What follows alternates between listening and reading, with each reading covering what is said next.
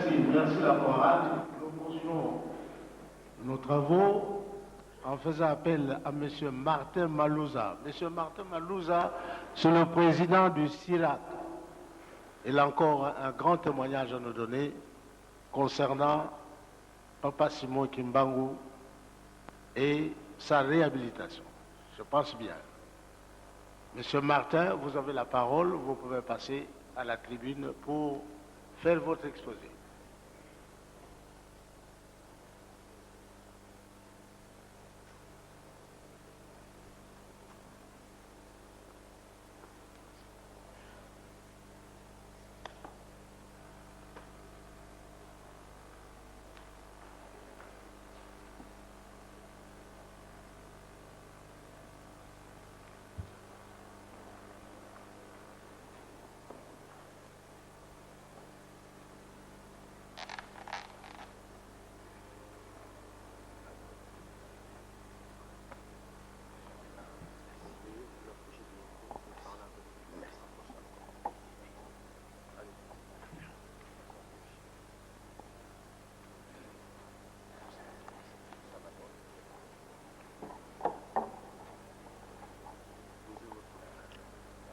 Éminence, honorable président de l'Assemblée nationale,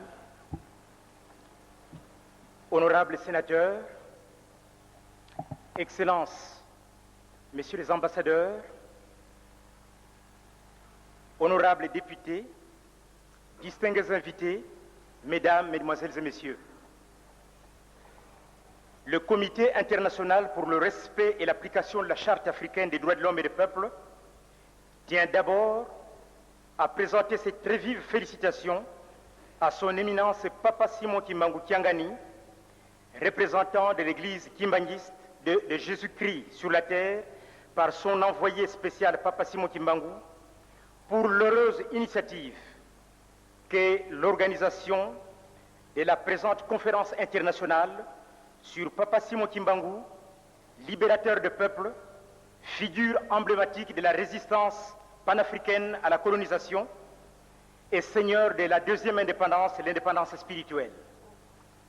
Nous saisissons cette occasion pour exprimer nos vifs remerciements et nos sentiments d'infinie gratitude à son Excellence, le général-major Joseph Kabila Kabange, président de la République démocratique du Congo, pour le soutien et l'appui diplomatique et politique exceptionnel qu'il a apporté à l'Église kimbanguiste pour la tenue de cette conférence qui fera date dans l'histoire de l'Afrique, dans l'histoire de la République démocratique du Congo et dans l'histoire du monde, et qui s'inscrit dans la dynamique de la Renaissance africaine promue avec détermination et hauteur par l'Union africaine. Le CIRAC, qui est une ONG internationale de promotion et de protection des droits de l'homme, fut créé le 10 juin 1988 à Genève, en Suisse, dans le but de promouvoir la primauté du droit sur l'ensemble du continent africain et le respect des instruments internationaux et régionaux relatifs aux droits de l'homme par l'enseignement des normes pertinentes relatives aux droits de la personne humaine et le renforcement des capacités des acteurs gouvernementaux et non gouvernementaux africains actifs dans le vaste chantier des droits de l'homme. Éminence, honorable président, Excellences, honorables sénateurs et députés, distingués invités, mesdames, mesdemoiselles et messieurs, les brillants exposés faits du haut de cette tribune par les différents intervenants qui nous ont précédés, indique clairement que le parcours militant et existentiel de Papa Simon Kimbangu et son ministère ont été ceux d'un grand défenseur des droits humains. C'est cette dimension singulière et spécifique que notre organisation souhaite brièvement évoquer et mettre en exergue afin de rendre justice à l'histoire. En effet, Papa Simon Kimbangu, dès 1921, consacra ses meilleures énergies à la promotion et à la défense des valeurs et principe qui allait être reconnu 27 ans plus tard comme constitutif notamment de la Déclaration universelle des droits de l'homme adoptée par l'Assemblée générale des Nations unies en décembre 1948 à New York. À cet égard, il doit être considéré comme l'un des grands pionniers des indépendances africaines et l'un des grands inspirateurs de la défense des droits humains de par le monde.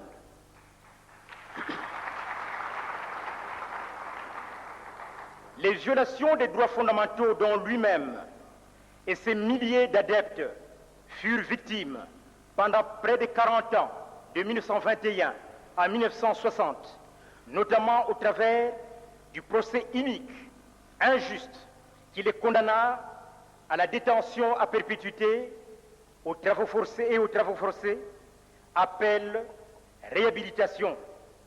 Cette réhabilitation qui implique, entre autres, la révision du jugement du 3 octobre 1921 de Manzangungu Tesville alors, doit rétablir à titre posthume Papa Simon Kimbangu et tous ses adeptes dans leurs droits inaliénables, niés et ignorés pendant toute l'époque coloniale par l'autorité coloniale belge.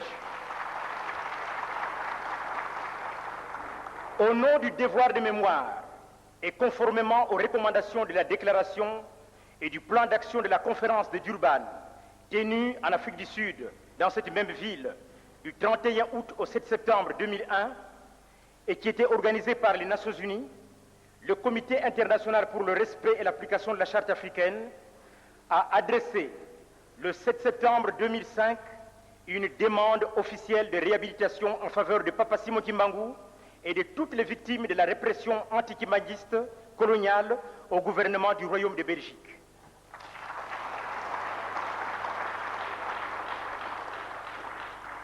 À ce sujet, notre organisation tient à remercier et à féliciter très chaleureusement le gouvernement belge pour l'accueil chaleureux qu'il a réservé à sa délégation lors de l'audience solennelle et officielle au cabinet de son Excellence, M. Guy Verhofstadt, Premier ministre belge, en date du 7 septembre 2005 à 17h30 à Bruxelles, siège des institutions européennes. La délégation du CIRAC était composée des personnes suivantes.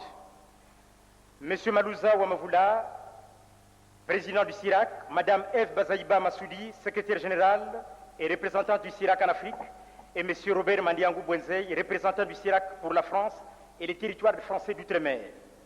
Éminence, au regard de la détermination et de l'engagement exemplaire dont la Belgique, qui a assuré en 2001 la présidence tournante de l'Union européenne, dont la Belgique donc a fait preuve à Durban, et de l'ouverture qui a été la sienne en matière de promotion des droits humains en Europe et dans le reste du monde, le CIRAC a le ferme espoir que la demande de réhabilitation qu'elle a introduite auprès de la primature et du gouvernement belge recueillera une suite favorable dans les meilleurs délais.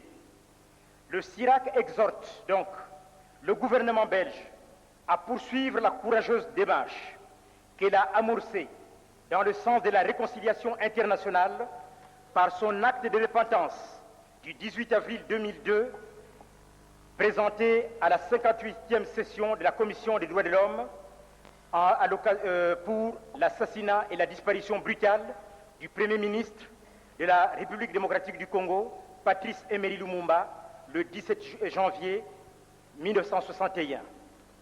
Le CIRAC tient ici à préciser à toutes fins utiles que la demande de réhabilitation qu'il a introduite auprès des autorités politiques belges ne constitue en aucune manière un réquisitoire ni un tribunal, mais le passage obligé, incontournable, vers la coexistence pacifique entre les peuples du monde, conformément aux paroles fortes de son Excellence, M. Louis Michel, alors vice-premier ministre et ministre belge des Affaires étrangères, lorsqu'il déclara en 2002, dans la préface de l'intéressant ouvrage intitulé « Contre le racisme j'agis », ce qui suit. Je cite, « C'est la reconnaissance des injustices du passé qui crée une base solide pour construire l'avenir. » Cette affirmation rend encore plus actuelle que jamais la vision d'un monde réconcilié avec lui-même et fondé sur la non-violence pour lequel s'est battu l'envoyé de Dieu, Papa Simon Kimbangu. Le CIRAC souhaite solliciter également l'appui moral et spirituel de la conférence internationale sur Papa Simon Kimbangu afin que cette année 2006 soit celle de l'heureux aboutissement de cette démarche sur la réhabilitation de Papa Simon Kimbangu, ce qui assurément contribuera au raffermissement des liens historiques et fraternels qui se sont si heureusement noués entre la République démocratique du Congo et la Belgique. Nous voulons également exprimer, Éminence, nos très vives félicitations à son Excellence M. Denis Sassou Nguesso, président de la République du Congo, qui décida d'émettre une série de timbres-postes, les premiers timbres-postes du monde et d'Afrique, à l'effigie de Papa Simon Kimbangu, à l'occasion du centenaire de sa naissance en 1987.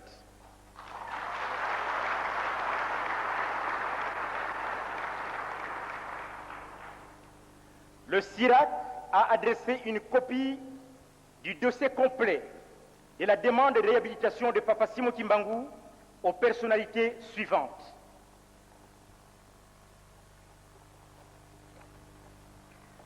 À Sa Majesté Albert II, roi des Belges, à Son Excellence M. Kofi Annan, secrétaire général de l'ONU, à Madame Louise Arbour, haut-commissaire des Nations Unies aux droits de l'homme à Genève, à Son Excellence M. Alpha Oumar Konaré, président de la Commission de l'Union africaine, à Son Excellence le général-major Joseph Kabila Kabange, président de la République démocratique du Congo, à Son Excellence M. Denis Sassou Nguesso, président de la République du Congo, à Son Excellence M. José Eduardo dos Santos, président de la République d'Angola, à Son Excellence M. François Roux, ambassadeur, représentant permanent de la Belgique auprès des Nations Unies à Genève, à Son Excellence M. Johan Swinen, ambassadeur représentant du Royaume de Belgique auprès des autorités congolaises à Kinshasa, à Son Éminence, à Son Excellence Madame Salamata Sawadogo, ambassadeur représentant permanent de la République du Burkina Faso à Dakar et présidente de la Commission africaine des droits de l'homme et des peuples à Banjul. Et enfin, à Son Éminence Papa Simon Kimbangu Tiangani, chef spirituel de l'église kibanguiste.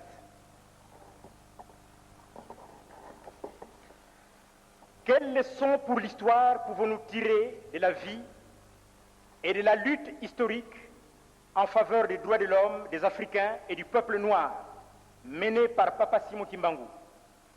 Le CIRAC, pour sa part, pense que la promotion et la protection des droits de l'homme ne sont le monopole exclusif d'aucun État dans ce monde. Il convient en effet de rappeler en cette année de commémoration du tricentenaire de l'assassinat de Mama Vita Kimpa que cette résistante militante panafricaine de la liberté ainsi que Papa Simon Kimbangu ont défendu les droits de l'homme contre l'Occident chrétien avec une dignité qui force le respect, qui força le respect de leurs pires adversaires. La deuxième leçon que le CIRAC tire du combat historique de Papa Simon Kimbangu en matière de promotion des droits humains.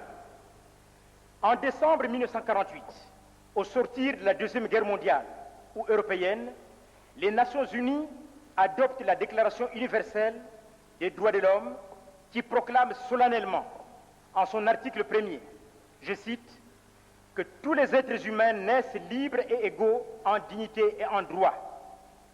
Point. Fin de citation.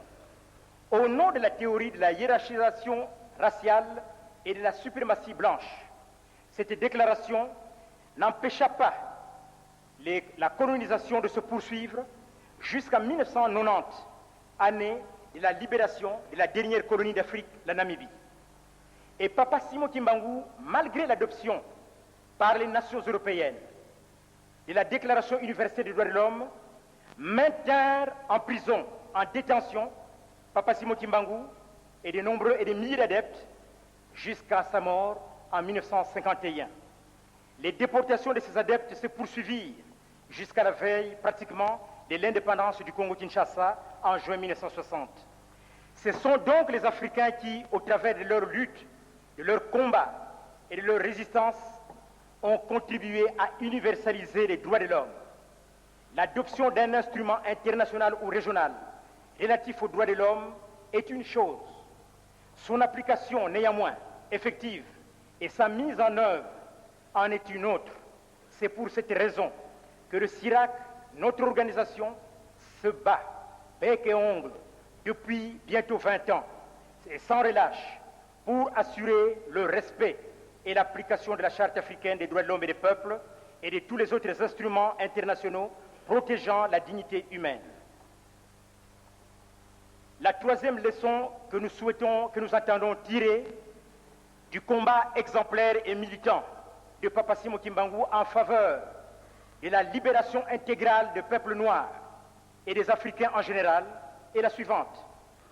La vie, l'œuvre grandiose et la mission inspirée de la grande figure panafricaine que Papa Simon Kimbangu doit conforter les Africains et les peuples noirs du monde entier, longtemps humiliés et marginalisés,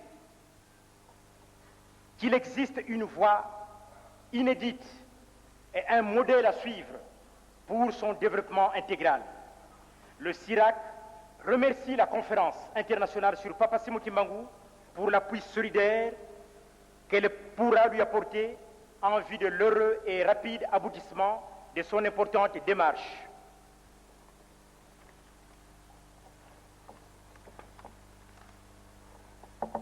Éminence, nous avons l'habitude de dire que l'histoire de l'Afrique est la plus longue histoire du monde. Nous sommes venus de Genève et d'ici, avec tout le comité qui m'entoure, les membres du comité qui m'entourent, pour rendre hommage, Éminence, à Papa Simon Kimbangu qui avait guéri mon père en 1921.